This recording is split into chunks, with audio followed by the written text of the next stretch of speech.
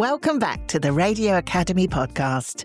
I'm your host, Georgie Jameson, and this week we're talking about a topic that always proves controversial, AI. Our guest is Dan McQuillin from Broadcast Bionics, who gave a talk at the Radio Academy Festival about this very subject. I'd love to know what you think about what Dan has got to say, and I know he would really love to know too. So with AI here to stay, I asked Dan, how do we change our mindset around AI in the audio industry? So I'm trying to help people to move from a mindset of fear and a mindset of sort of reductive thinking to a kind of a more hopefully hopeful and positive mindset, and also thinking about the kind of opportunities and possibilities. What can we do now that was impossible before? Because I've noticed that when we do these, and I'd love to see the reaction to this podcast. I did one in America a couple of weeks ago, and it had probably about 75% really positive reaction, but a lot of very negative reaction just to the word AI. You just say AI and people are like, no, you're idiots. You're rotting your brain. You've drunk the Kool-Aid. And I hope this is a love letter to radio. What we're talking about today isn't really AI. It's about the philosophy and psychology of AI and how that will interact with our world, because it will. And I'm not saying AI is a panacea. I'm not even saying AI is good. What I'm saying is it's inevitable and it's here, and it will have an impact on our audiences and the media they pay attention to. And if we understand that, we will survive the arms race for attention, which is upon us. And if we understand how to embrace what AI will positively let us do as broadcasters, it will help us to do some magical and impossible things without or I guess being able to resist the temptation to do the wrong things, which may actually lose the trust and authenticity and community which radio is kind of built on. We are not saying AI is a magical solution for everything which gets everything right. Far from it. Some of the experiments we'll talk about prove it can be super addictive and super dangerous, and we need to understand that, because in one sense, it's the first time we've faced a competition as radio broadcasters for the super personal, super intimate connection that we've always enjoyed with our audiences. And we face a challenge to that and a competition from that.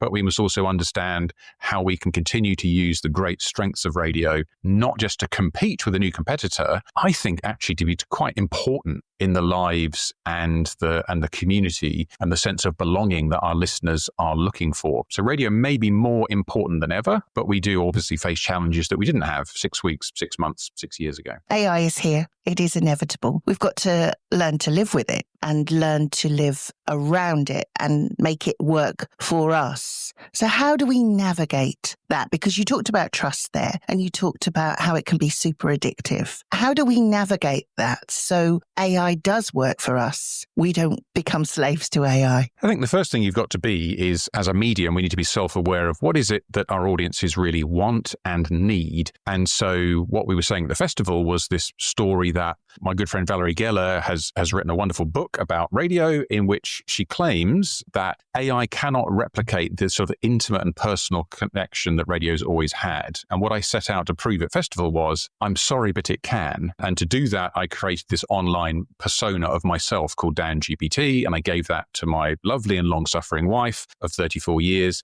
And she fell in love with it within 8 prompts, prefers it to me. And, what we can do is use that. Sorry, she prefers it to you. Oh, absolutely. Yes. So I spent about 3 months just generating an online version of myself that thinks, speaks and acts like me, that knows everything that we know from 34 years of marriage. I spent 1 month creating it, 1 month sort of testing it. And then for a month, probably the least ethical month, every time my wife messaged me, I used the robot to reply to her, but I sort of was a human in the loop. And then I just let her loose on it and said, here it is. This is Dan GPT. She didn't use it for a while. And then after about 6 weeks or so, she then started typing to it. I can't see what she tells it. I can't see what it tells her unless she's talking to it just about me. So she asked it 7 questions. It gave her 7 answers. The 8th thing she typed was, I prefer this version than the real one. Now, we had just had a bit of a row at the time, but what this proves is, I don't know a single radio show on earth that within 8 links is more personal than 34 years of marriage. So the idea that radio is uniquely personal is no longer true. Radio is still personal. You very much should still talk as if you're talking to one person. But the first thing I want radio people to understand is you're not only talking to one person. And that makes all the difference in the world. Because in the AI arms race for attention, we are going to face these hyper-personalized, mirror-like chatbots, which are insidiously putting themselves in people's lives. But they are just that. They are a mirror. They only say what you want to hear. They only reflect back what you already are telling it. Radio is not a mirror. Radio is a window to a bigger world. And if we understand that we're a shared experience, that what we're doing is adding to people's lives, not turning in on itself, then I think we start to understand the first big benefit of AI is, yes, we face a platform competition for attention. These are going to be super addictive because they are playful and brilliant, and they give you that little hit of dopamine without anyone else even being there. I mean, social media is addictive, but at least a like requires another person. With a chatbot, you just type and it responds. You type and it responds. It's a limitless loop, of just yourself reflecting on yourself. Don't you find that terrifying? Yes. I mean, my wife loves it, apparently. There's a thing we do in the talk where we show you 5 ways that AI can teach you to be more human, to be a better communicator, to be a better listener, because AI has learned from billions of documents and billions of conversations how humans communicate when they communicate well. It's a very powerful language tool, if nothing else. So yes, it is dangerous. There's a stat that came out in July from a survey in the States that 72% of US teenagers under 18s regularly use chatbots. And 10% of those, so that's 7.2% of the teenage population, prefer those chatbots to any of their real friends. So this puts my wife in the top 7.2% of kind of chatbot users. So these things are clearly they're not helpful relationships. Clearly they are sycophantic. They only ever affirm you, only ever say something positive. Doesn't that sound lovely? Doesn't that sound like the person you want to be married to? Well, no, because love is beautiful because it has frictions. And again, radio has a role in that. What is communication? It's not a mirror. It's a window. It's us saying, here we are, we are like you, so we reflect your experience perhaps in one way, but we also give you another lens through which we're going to mediate that experience. You watched Traitors last night, I watched. What do you think? What do I think? It's a different opinion. And so I think radio can go back to what it has always been, which is, I describe it to broadcasters as a totem pole, not a flagpole. So if we think of ourselves as a brand, we think of ourselves as a big flagpole with a big flag on top, and here we are, aren't we great? Audiences don't want that. Audiences want a totem pole, a place of identity, of story, of meeting, of community. And radio at its best provides that. For a while, we've become brands. And I think we need to go back to that sense of belonging and meaning and community, because I believe passionately in the age of AI and automated algorithmic everything, that authenticity, that identity, that sense of belonging and challenge and change will be really attractive to audiences. A lot of broadcasters want to micro-target their audience. And AI is going to be brilliant at that. Right, let's be honest, the advertisers would love to isolate us, wrap us up in metadata, and just target us like that. Well, AI will enable that, again, with unprecedented scale and unprecedented specificity. That's what advertisers want, so we kind of presume that's what audiences want. It isn't. Audiences want to belong to something bigger than themselves, to feel that the world is going to be okay, to trust that the message they're going to be given is from a real human being in a moment that matters, from their shared but lived separate experience. And if we get this right, then I believe that will be tremendously attractive, and radio will be a revolutionary kind of answer to a world where there is a lack of trust and authenticity. If we get it wrong and we too quickly embrace artificial voices ourselves to save money, then there's a risk that we begin to legitimize pure AI slop, to give it a pejorative name. And if we don't differentiate ourselves clearly from that, then we don't really deserve to thrive in the AI world, because we're kind of just matching ourselves with it. Yes, we can use AI-generated voices, but we risk legitimizing things which are pure AI. But we should be using AI to make better content. So weirdly, I've spent 10 years building AI listeners, not AI presenters, which sounds counterintuitive, but I don't believe there's too little content in the world. I believe there's, if anything, already too much content. What we lack is linking and topic detection and recommendation. Well, AI is really good at that. We can pass all of the non-linear, unstructured media from podcast and the radio universe through topic detection, segmentation, high quality, fast transcription, And that then means that it'll be much easier for audiences to discover great content rather than just easier for limitless amounts of bad content to be generated, which just creates an even bigger problem. Already it's pretty common as you go through Facebook or YouTube or even increasingly podcasts, you come across stuff that is clearly just slop, and that's going to devalue good content because eventually people will look at podcasts and go, can't be bothered because there's so much spam out there. How do I find the good ones? So the first thing I want to do is make the good ones stand out. That's probably step one of AI, is we can use it to not to change the content at the source, but to make it easier to consume and recommend and link that content together. You mentioned AI slop there. I keep hearing this expression all the time. What is AI slop? It's a shorthand for essentially purely algorithmically generated content, which has no intrinsic value. There's a company in America who are generating like 15,000 podcasts a day or a week that are algorithmic, that are pure AI. And they were pretty honest about the fact that they're not very good. But if each one of those gets 100 listens every single day, they very quickly got to 1 million plays or listens, which means the pre-roll or the advertising content or value from that is actually substantial. So the cost of generating it is so low that you only have to get a few accidental clicks to make money. That's, for want of being super pejorative, really parasitic. I mean, what you're saying is there are ears and eyeballs out there looking for content. If you can make bad content at enough scale, cheap enough, people will accidentally rub against it, and you are essentially making content spam. But by its proximity to valuable content, somehow is able to be used to, at best, distract or at worst, monetize, to the detriment of genuine content.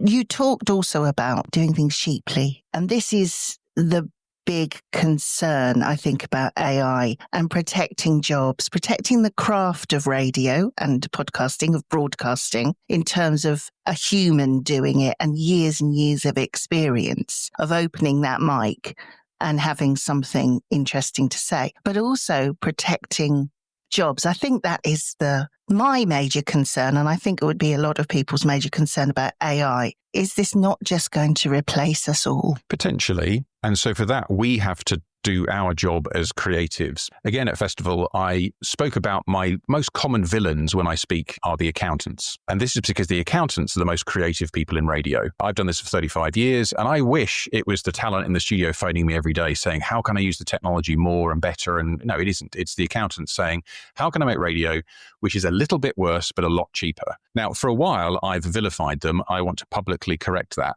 They're only doing their job. That is their job. We need to do ours.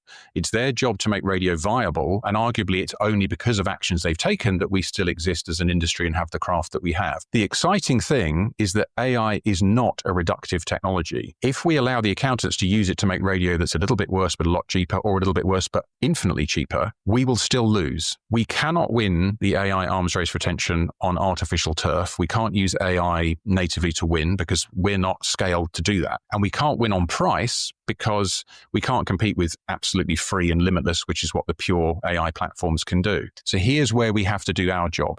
The accountants are doing their job. They're making radio viable. Our job is to make radio valuable. Our job is to say, how can we use this, not reductive technology, but this growth technology? And this is where I get excited to do things that were impossible 6 months, 6 years ago. So AI is not about doing what we've always done cheaper.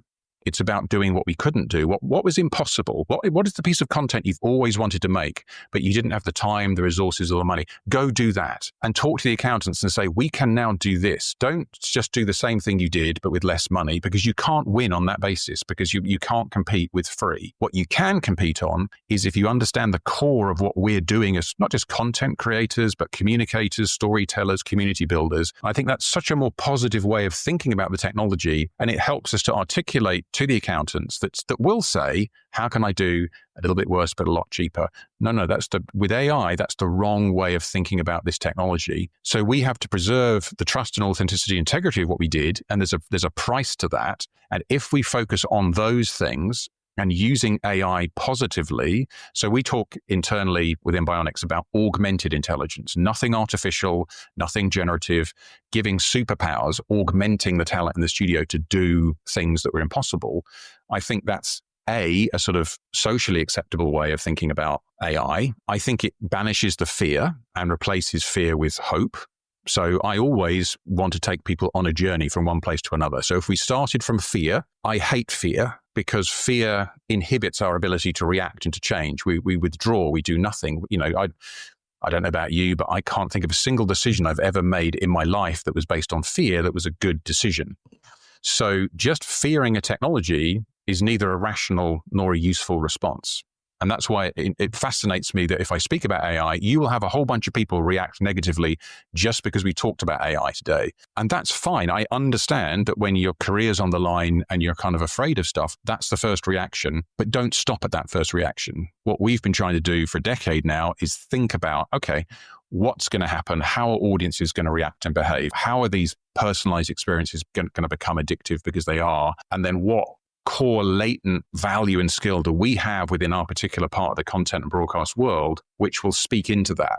This whole podcast is about how we change our mindset around AI. And we've talked about the fear that people hold. And one of the fears is people losing their jobs. The other big fear, I think, is the speed of change, the way it rolls out so quickly, that things are happening so fast. How do we keep up, Dan? Radio, if it has one problem in this arms race for attention, is we don't traditionally react very quickly. And that's okay, because historically, when everybody said video will kill the radio star or whatever, decades later, we've been fine. This is not a decade type change. This is going to change within months. I think radio's got better at that. If we look at the disruption, we've spent quite a long time making studio technology, which is more agile. I think we've gotten better, so we're arguably faster than we were. But boy, it's going to get a lot faster. And that's even to me as a technologist, as somebody who writes software that we can change quite quickly. The whole way we write software has been disrupted by this. So I've gone to my team and said, no one's losing their job to AI, but everyone's using AI. And we will use AI to generate software more quickly, to fix problems more quickly, to get around to doing the technical debt we normally wouldn't get around to solving. First of all, I showed everyone this sign. For 30 or 40 years have suffered from the fact that in my head, there's way more I would like to do than I have time to do. It says more ideas than time. That's been true. And that time has been the limiting denominator in my life, personally and professionally, for the last 40 years. That is no longer the limit. Time is no longer the limit. And so when we understand that AI changes this, it means AI changes everything. It's not more ideas than time. Ideas are the limit. And as an ideas person, that excites me. And that's why we still, support the mentoring program. It's why we're up in Sunderland. We need new ideas. We need fresh perspectives, because the limit isn't time anymore. The limit isn't even money anymore. The limit is ideas. So we've invested more in interns in the last sort of 12, 24 months than we ever have before. We've invested more in the mentoring program and foot in the door than I have in AI compute. I'm a tech company, but I'm investing more in the future generations of people to be users of my technology than I am in fundamental AI research, because I believe that it's the ideas that will drive things. The technology has to be there and working very hard to give you incredible tools in the studio to let you generate amazing content. But I need ideas. I'm super proud of the fact that at IBC, we won a Best in Show award for a product that was developed over the summer with an intern who's still at university. It's an AI product that he co-developed along with using AI internally. And for that, we've generated an entirely new product that I've had in my head on this list of the more ideas than time list for about a decade. We got an intern in. I said, I've got this idea. I've always wanted to do this. We just didn't have time or capacity to do it. And he was able to do it in about 3 weeks. And now it's a new product. That is amazing. Yeah. And it's a good example of nurturing new talent, new ideas, new perspectives. You mentioned Foot in the Door, which we had at Sunderland, but you were up there giving a talk, talking to young people who want to get into the industry. Broadcast Bionics are one of our sponsors of our RAMP mentoring program for 2026. How do we balance AI and make sure there are jobs in the audio industry for young people, that there is an industry to go into? First thing we have to tell them is, and whenever I speak at Foot in the Door, I say, don't just put your foot in the door, kick the door down, because we have to tell them we need you. We need your ideas. You are the experts. And it was so exciting we had these sort of speed dating things, which sounds wrong, but it's perfectly safe. At the end, there were all these young people who are excited about audio, be that podcast or radio. They kept kind of sort of saying, well, but I've got this idea of how we could use AI to help us make this or do this. I'm like, yes, exactly. You are the experts. If you have that idea and you bring that to the commissioners or you bring that to people, in one sense, the speed argument is a problem of being the incumbent. If we are the industry and we are the legacy, then the good news about disruption is it creates opportunity for those coming. The problem that the BBC and the big broadcasters have isn't scale. Well, it is scale. Scale is now the problem. The bigger you are and the more incumbent you are, the harder it is to pivot. So I think what we want to say to the people with new ideas and fresh perspectives coming in is don't be afraid that somehow the big monolithic companies are going to own the world because of what we're doing with AI. I believe you're going to come in and give us examples of how AI can be used, and that will provide opportunities. Clearly, we're at a moment of disruption in our industry, and that will mean discomfort, challenge, and change. I wish it were other, because I love radio. I've done this for 35 years.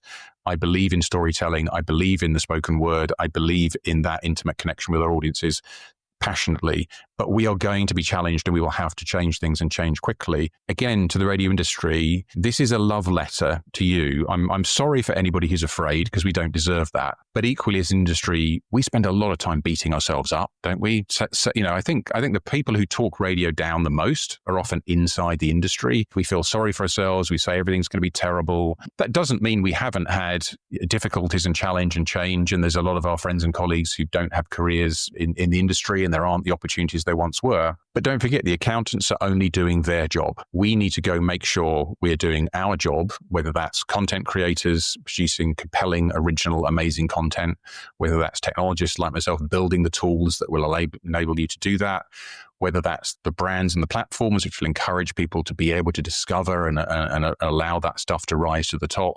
And if we do that, if we make content which is valuable, content which is on the platforms and in the formats that audiences want to interact with it, where they can find it, where they can discover it, if that means using visualization to share stuff on social and draw, fine. Just wherever there's an audience, I think there is now a need for what we do. And the core of what we do is really understanding that our audiences want that sense of belonging, of shared experience, of community.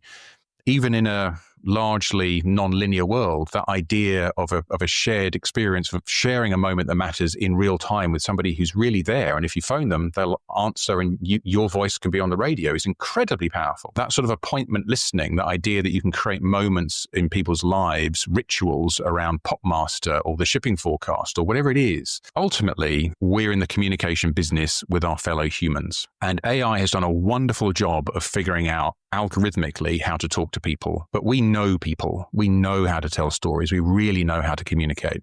And if we lean into that and understand, humanly speaking, that we're more than just storytellers, that we're ritual makers. Human beings love rituals and love to know that, this is going to happen tomorrow. Yes, we love on demand. That's, everything in the world. Who wouldn't want that at their fingertips? But we also like to know that this is going to happen at 10 o'clock tomorrow. We also are gossips, for better and for worse. So we want, that's why we want travel news. That's why you want the idea that there's somebody there. So we've got all of these human traits on our side. If we understand how to use them, not to manipulate audiences, but to build audiences into a tribe that has a sense of identity and belonging in a world where people really are feeling afraid and overwhelmed, then I think radio could be not just successful, actually quite powerful and important, which is kind of exciting. So what do you think? Has what Dan had to say changed your perception and mindset around AI in our industry? We would love to know. You can email podcast@radioacademy.org and let me know your thoughts, and I'll share them with Dan. If you're a member of the Academy, then you can watch Dan's festival talk on our website. Go to the Resources tab, then click on Learning Resources, and you'll find Dan's talk and lots of other content from the festival there. If you're not a member yet, then remember it's only £48 for the year, or if you work for one of our patrons, then your membership could be free. Check it all out at radioacademy.org/membership. Don't forget, our RAMP mentoring program for mid-career professionals has opened for 2026 and you can apply now. The closing date is Sunday, the 9th of November. So head to radioacademy.org/mentoring/how it works to find out all the details. And I'll see you next week.